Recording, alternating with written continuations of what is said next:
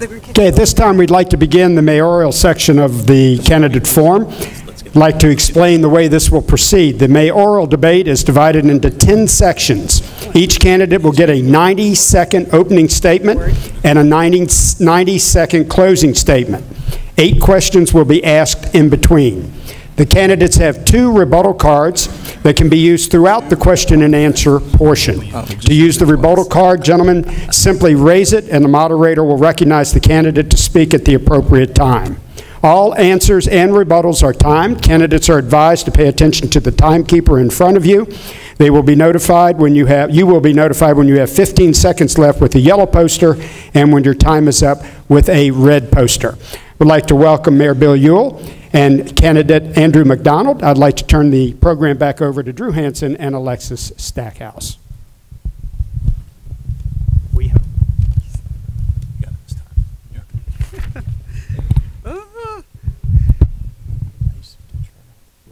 Okay. Ladies and gentlemen, thank you for coming back. We're going to get right to it. By virtue of a toss of a coin, we're going to go to opening statements, and Mr. McDonald, you've been chosen to go first.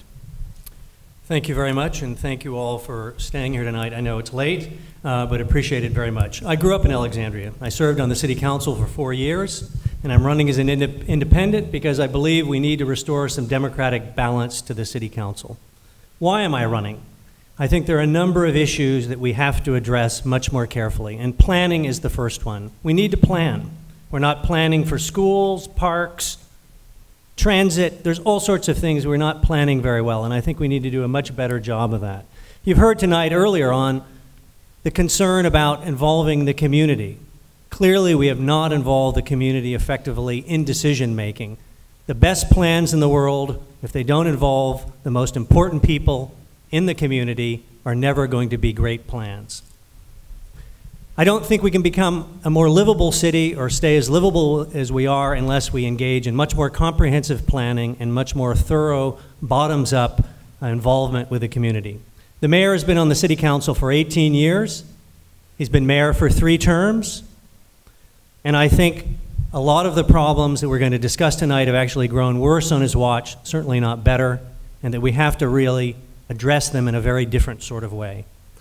So I'm running because I believe I can bring a fresh perspective to a lot of the key issues on the city council. You heard tonight of a number of, I think, new candidates that I think if we're elected together, we can really work on a lot of the issues that face Alexandria more effectively. Thank you. Mayor Ewell. Well, thank you very much, and I really appreciate all of you being here this evening and certainly staying.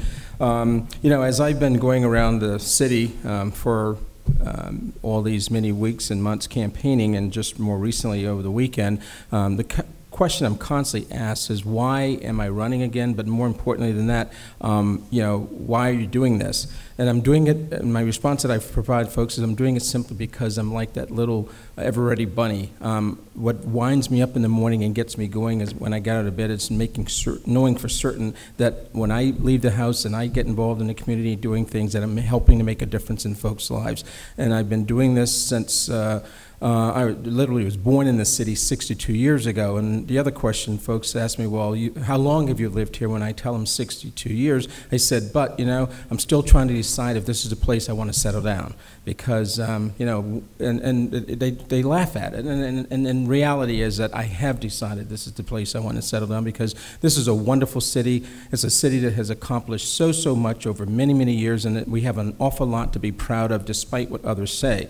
And I'm very involved and engaged in the community, have been since I was born and raised in public housing, and went off to college, came back to Alexandria, gainfully employed, started a business, served on the school board for 10 years, city council for 8, 9 years, now mayor for 9, and believe me, we have done an awful lot together. Is there room for improvement? You bet there is, and we're going to continue to work together to address those issues. Moving on to the first question, the city is receiving less funding from the federal government and the state. Where are you prepared to do more with less? We'll begin with you, Mayor Ewell.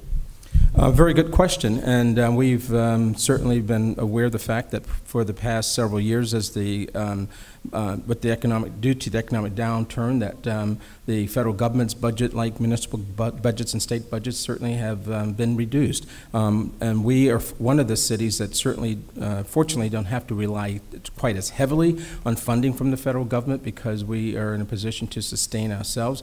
But as the sequestration matter, which is they're talking about the falling off the cliff financially, if that happens, we certainly have to be prepared to address that. I mentioned that at the council meeting this past Tuesday night, that the city manager and I, when we meet this Friday, will be mapping out a process for having a public engagement, not only with the city council, but with the community as a whole, so that everybody can understand what the challenges are, what the risks are, if indeed sequestration takes place. I've been on the Hill talking to our legislators, both in Congress and the House. Hopefully it won't happen, but we need to be prepared. Well, I mean, there's no doubt that funds from the state and the federal government are very important to the community, whether it be in education or affordable housing or whatever, transit. And I think it gets to the real bottom line of the debate in this election, which is that if we are much more careful about how we grow and develop from the very beginning, we'll have a number of the assets that we need. For instance, in Potomac Yards, we basically have a very poor sort of park plan. We have no new schools, and we're adding enormous numbers of new residents into this project. So I think one of the most important elements is for us to take care of ourselves and not depend on the federal government and the state to provide revenue, even though we need it. So my feeling about this is that we need to be much more careful in planning from the very beginning, and that, in effect, will help us prepare for sort of downturns in the economy. If we're always looking and saying we're going to get lots more development and that development is going to pay, as Bob Wood pointed out, I think we're putting ourselves in a very precarious position. We're kind of back to the issue of... Excuse me. Oh, rebuttal. There's the rebuttal card. Yeah. I was hoping I wouldn't have to use it. But the reality of it all, Mr. McDonald, in terms of Potomac Yard, there is an awful lot of open space that's been planned that will be part of that development. More importantly, there's already space that has been designated as part of the initial early planning for Potomac Yard that incorporates land for a new school if and when the school board decides indeed that that is essential and necessary. Mr. McDonald. Mr. Mayor, that certainly is true, but the question, let's look at what we've got over there. We have a small amount of land, which is basically park land for site of a school. In Maryland, in places, they have what they call sort of an adequate public facilities ordinance. We don't have that in Virginia, but we need to have that in our planning.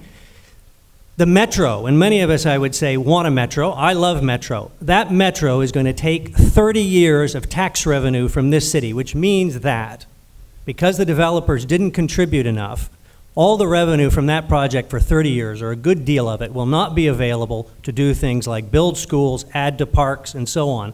And by the way, we are so far behind in a per capita basis on the amount of parkland that we have. We are greatly behind the 8 ball.